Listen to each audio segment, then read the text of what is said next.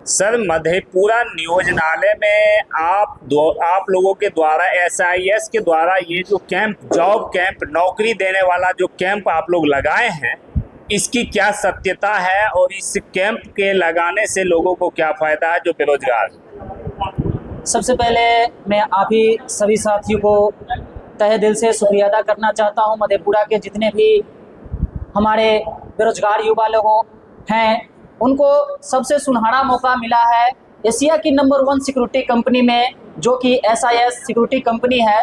इनका full form होता है security and intelligence services India limited. इसमें जुड़ने की सबसे खास मौका है उन लोगों को। कहे तो जो मैट्रिक पास हैं और जो फेल भी हैं, सिर्फ मैट्रिक पास वाले को ही नहीं, मैट्रिक फेल वाले को लिए भी इसमें सिलेक्शन होता है। अगर ऊपर भी पढ़ाई लिखाई किए हैं तो अच्छी पोस्ट के लिए वो अप्लाई कर सकते हैं। फिलहाल में अभी एसआईएस 5 पोस्ट के लिए अप्लाई कर रही है। अप्लाई कैंडिडेट अपने योग्यता अनुसार कर सकते हैं। इसमें अप्लाई के लिए ऑनलाइन की सुविधा भी दी गई।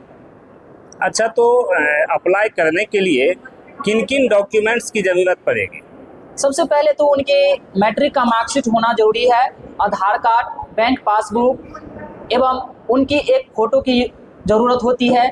इसमें मिनिमम क्वालिफिकेशन जो है यही है, प्रॉपर क्वालिफिकेशन भी आप लगा सकते हैं पोस्ट के अनुसार। अच्छा, यानी मैट्रिक इंटर की आवश्यकता नहीं है? मैट्रिक इंटर की आवश्यकता अपर एजुकेशन वाले के लिए अलग पोस्ट होते हैं, जैसे कि जीटीओ, एसएलवी एवं सीआईटी एवं सुपरवाइजर के पद के लिए वो अप्लाई कर सकते हैं उस पोस्ट के लिए।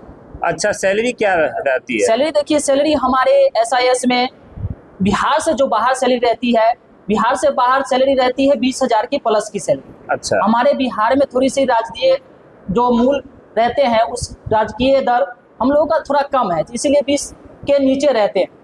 अदरवाइज हमारे बिहार से जो बाहर जाते हैं उनको सारा फैसिलिटी के साथ 20,000 प्लस सैलरी मिलती है। यदि जैसा कि आप मधेपुरा नियोजनालय में अभी जो है कैंप लगाए हुए हैं, और यदि लोगों को, जो भी बेरोजगार युवा हैं, जो भी छात्र हैं, यदि उनको मधेपुरा में ही जॉब चाहिए तो क्या आपके पास मधेपुरा में जॉब के लिए व्यवस्था है? हाँ, बिल्कुल है। उसके लिए उनकी क्राइटेरिया की परखने होते हैं कि वो क्राइटेरिया में बैठते हैं या नहीं बैठते हैं, और उनकी वैकेंसियाँ मधेपुरा जिले के लिए कितनी, हम बिल्कुल उनको प्रोवाइड कराते हैं। और रह गई बात उनकी पर्सनल मधेपुरा में जॉब लगने की, तो वो आप ट्रांसफ़र भी लेके करवा सकते हैं। अच्छा, तो एक बात बताइए सर कि मधेपुरा में वो उसको जॉब मिल जाएगी? बिल्कुल मिल जाएगी। लेकिन एक सवाल और है आपसे कि इसमें जो है अप्लाई कौन कौन कर सकता है? क्या उस अप्लाई, जैसे कि जॉब कैंप में भाग लेने से पहले उन लोगों को कोई फॉर्म फिलअप करना पड़ता है या रजिस्ट्रेशन कराना पड़ता है या ऐसा कुछ भी है क्या? हाँ, सबसे पहले उनकी सारे डॉक्यूमेंटों का वेरिफिकेशन होता है। फिर नियोजनालय से उनका एनसीएस पोर्टल पे एक रजिस्ट्रेशन कराने होते हैं। फिर वो रजिस्ट्रेशन कराने के बाद यहाँ पे अप्लाई करेंगे। अप्लाई करने के बाद यहाँ भी एक ऑनलाइन रजिस्ट्रेशन होता है। अच्छा। उनका ये प्रक्रिया होने के लिए पहले उनका हाइट, वेट और एज वेरिफिकेशन होता है डॉक्यूमेंट के साथ, तब वो अप्लाई करते हैं। तो क्या वो जैसे मार्केट में जो कैफ़े होते हैं वहाँ से भी कर सकते हैं? हाँ, वहाँ से भी कर सकते हैं। पर्सनल लोग खुद इतना जानकार हैं कि वो अब खुद ब खुद भी कर सकते हैं। खुद अपने मोबाइल से कैसे करेंगे?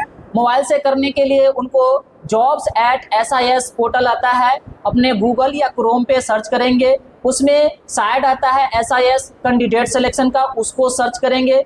SIS कैंडिडेट सिलेक्शन में उसमें बहुत सारे पद आते हैं, जैसे कि नए कैंडिडेट, एक्सपीरियंस कैंडिडेट एवं जीटीओ कैंडिडेट यानी कि अधिकारी सेवा, वो सारे पोर्टल आते हैं। उस पर जिनमें करना है उनको, अधिकारी वाले जैसे कि स्नातक उत्तीर्ण है तो जीटीओ में करेंगे, एक्सपीरियंस सर्टिफिकेट है एक्सपीरियंस वाले में करेंगे, और नए जो बिल्कुल नए तरीके से आ रहे हैं वो नए सुरक्षा कर्मी में अप्लाई करेंगे। उसमें अप्लाई करने की सारी फैसिलिटी दी जाती है। इसमें जो है रजिस्ट्रेशन से लेकर के ट्रेनिंग तक में जो है बेरोजगार व्यक्तियों को, बेरोजगार युवाओं को रुपया कितना खर्चा हो रहा है? देखिए, ये ऑनलाइन माध्यम से होता है सारा चीज़।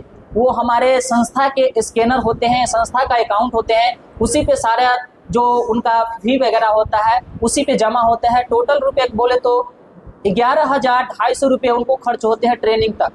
फिर वो पैसा आपको भारत सरकार के ELI के तहत वो पैसा आप ही के बैंक खातों में रिटर्न हो जाते हैं। अच्छा, तो जो लोग, चूंकि अभी हमने यहाँ से 1-1.5 घंटा बिताया है, बहुत सारे युवाओं का ये सवाल था, बहुत तो ये भी कह रहे थे कि चुनाव के समय में मुख्यमंत्री जी ने महिलाओं को 10-10 हज़ार जो खातों में दिए थे, क्या वही जो है कंपनी के द्वारा ब्याज सहित लिया जा रहा? 15,000 का नाम ही लोग बोल रहा था, इसमें क्या सत्यता है इसकी? नहीं, ये सरासर इसके लिए मतलब डिस्क्लाइम करना चाहता हूँ जो भी ये बोले हैं, क्योंकि ये असत्य बात है। ये सरकार द्वारा कोई रिलेटेड नहीं है। ये कंपनी संस्थान है, 1974 से चल रही है, 50 साल से ऊपर की कंपनी है। तो ये आपको इसके ज्वाइन होने के लिए अलग प्रक्रिया है। ये सरकार से कोई भी रिलेटेड काम नहीं करती है। अच्छा सर, तो जो बेरोजगार हैं वो रोजगार के लिए जो है वो भटक रहे हैं, वो 15,000 रुपया जो मैक्सिमम जो खर्चा है वो कहाँ से देंगे?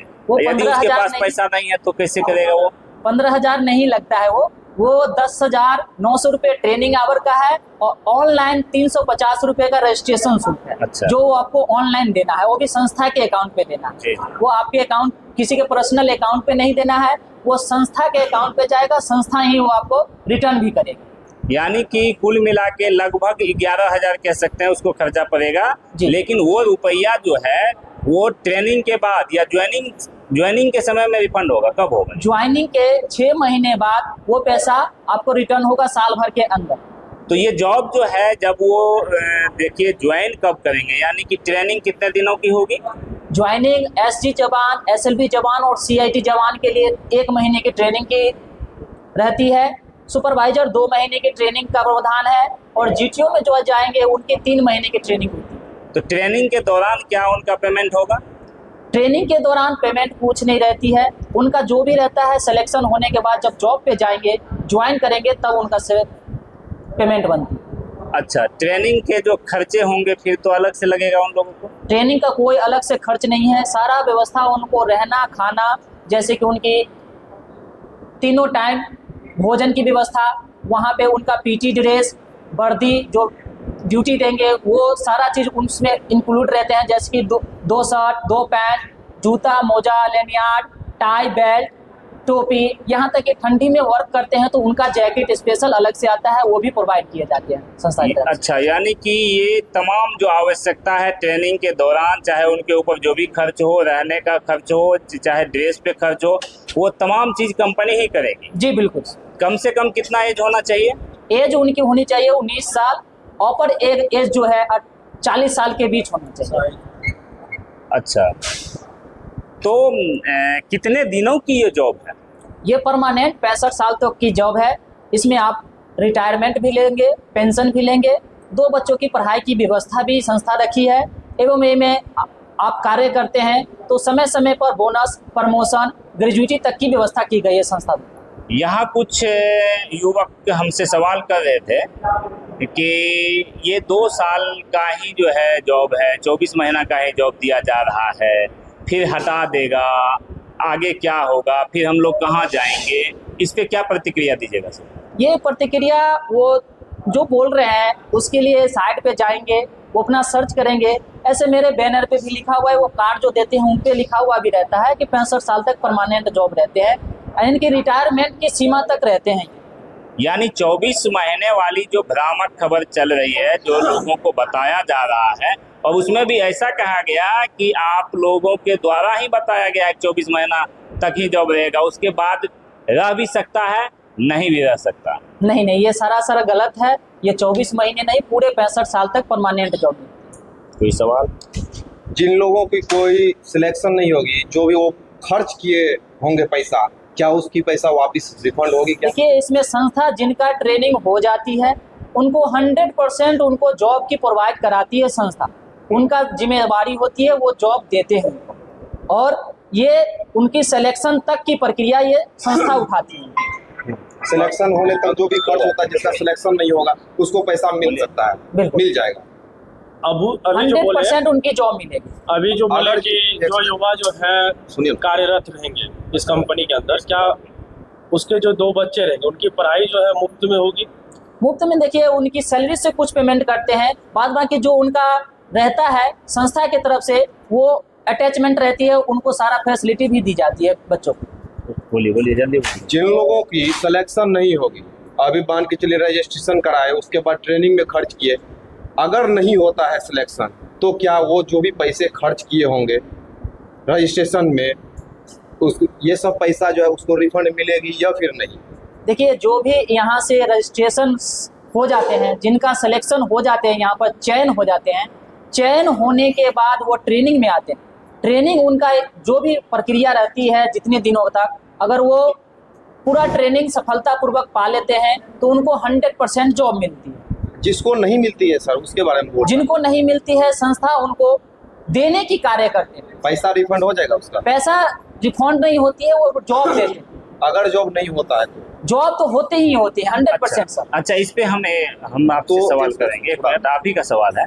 जितने लोग जैसे कि ट्रेनिंग लोग ले रहे हैं, ठीक है, ट्रेनिंग में चले गए, ट्रेनिंग के दौरान क्या कुछ बच्चे ऐसे भी होते हैं या हो सकते हैं जो ट्रेनिंग के दौरान बाहर हो जाए?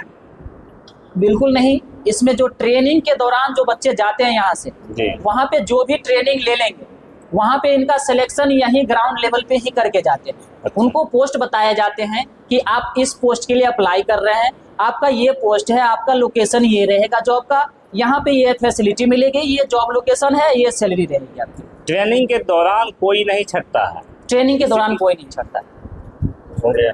तो हम जितने भी दर्शक इस वीडियो को देख रहे हैं, वह इस बात से निफिक्र हो जाए कि अगर जो भी आपका पैसा लगा है ट्रेनिंग तक में, रजिस्ट्रेशन से ट्रेनिंग तक में, अगर आपको बाय मिस्टेक नहीं मिलता है जॉब, तो आपका पैसा वापस हो जाएगा।